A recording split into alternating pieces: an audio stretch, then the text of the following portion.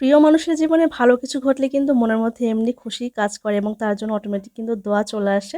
তো গত একটি ব্লগে আপনাদের সাথে আমাদের একটা খুশির কারণ শেয়ার করেছিলাম। তো সেই ব্লগে এত মানুষ যে কমেন্ট করেছেন যাদের রিপ্লাই কিন্তু আমি সবটা দিতে পারি নাই। তবে প্রত্যেকটা কমেন্ট পড়ে আমার অনেক বেশি ভালো লাগছে। সবাই আমাদের জন্য দোয়া করেছেন, আমার হাসব্যান্ডের জন্য দোয়া করেছেন, নতুন জবের জন্য দোয়া করেছেন।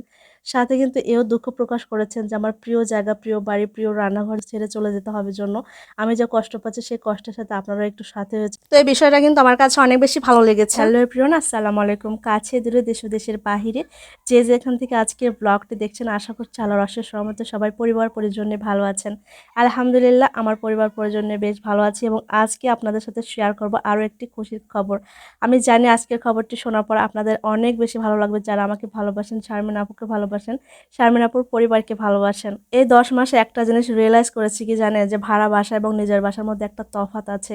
ভাড়া বাসা যতই সাজিয়ে গুছিয়ে সবকিছু করে রাখি না কেন, সেটা কিন্তু ভাড়া বাসায় থাকে, পরের বাসায় থাকে। কিন্তু যখন নিজের বাড়ি যেমনই হোক না কেন, ভাঙাচোরা টিন শেড যাই হোক না কেন, তো সেটা কিন্তু নিজের বাড়ি হয়। সেই নিজের বাড়িটা কিন্তু যত্ন করে রাখলে আরো বেশি কষ্ট কাজ করে যখন সেই বাড়িটা ছেড়ে চলে যাওয়ার কথা আসে। তো যাই হোক, আমার হাজবেন্ডের জবের কারণে আমাদের এখান থেকে চলে যেতে হবে। তবে একটা খুশির খবর কি জানেন, যে আমার হাজবেন্ডের জবের ঠিক 2 মাস পরে নাকি ট্রান্সফারের একটা ব্যবস্থা আছে। তো ট্রান্সফার করে নিজ জেলাতে চলে আসা যাবে।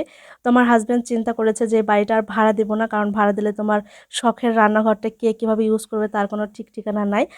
আমি আপাতত চিন্তা ভাবনা করছি যে 2 মাস পর যেহেতু ট্রান্সফার করা যাবে, তাহলে আমরা অবশ্যই এখানে চলে আসব। তো হাজব্যান্ডের এই কথা শুনে কিন্তু সাময়িকভাবে ভালো লেগেছে, জানি না শেষ পর্যন্ত কি হবে, তবে কিন্তু ভালো লাগা কাজ করছে যে আমার রান্নাঘরটাতে আমি আবারও ফিরে আসতে পারবো আর ঠিক আগের মতো করে রান্নাবান্না করে সব কিছু করতে পারবো।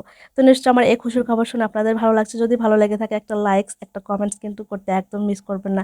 আর পেজটি যদি ফলো না দিয়ে থাকেন, অবশ্যই ফলো করে দিবেন। চ্যানেলটি যদি সাবস্ক্রাইব না করে থাকেন, অবশ্যই সাবস্ক্রাইব করে নিতে মিস করবেন না। আজকে এই ভিডিওর মাধ্যমে আমি আরও একটা কমেন্টের রিপ্লাই ভিডিও করব, সাথে আপনাদের জন্য আরেকটা সুখবর জানাবো। সেটা হচ্ছে যে আমাকে অনেকে কমেন্ট করেন যে আপু, আপনি কোন ফোন দিয়ে ভিডিও করেন আর ভিডিও এত সুন্দর হয়, এত ভালো কোয়ালিটি হয়।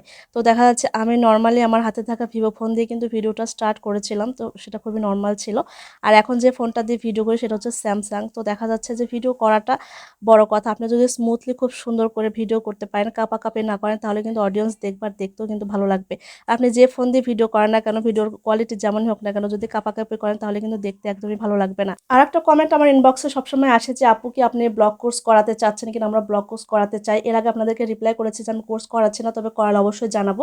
তো এই ভিডিওর মাধ্যমে জানিয়ে দিচ্ছি, আমি ব্লগ কোর্স করাচ্ছি একদম বেসিক থেকে। যারা নতুন ফেসবুক পেজ খুলতে চাচ্ছেন, কিভাবে কাজ করবেন বুঝতে পারছেন না, তাদেরকে A to Z একদম ভিডিও এডিট থেকে শুরু করে এভরিথিং সবকিছু শেখাই দেবো আমার কোর্সের মাধ্যমে। চাইলে কিন্তু আমার এই পেজের ইনবক্সে নক করতে পারেন যে আপনারা ব্লগ কোর্স করতে চাচ্ছেন। আশা করছি নিরাশ হবেন না। তো সবাই অনেক বেশি ভালো থাকবেন। আল্লাহ হাফেজ।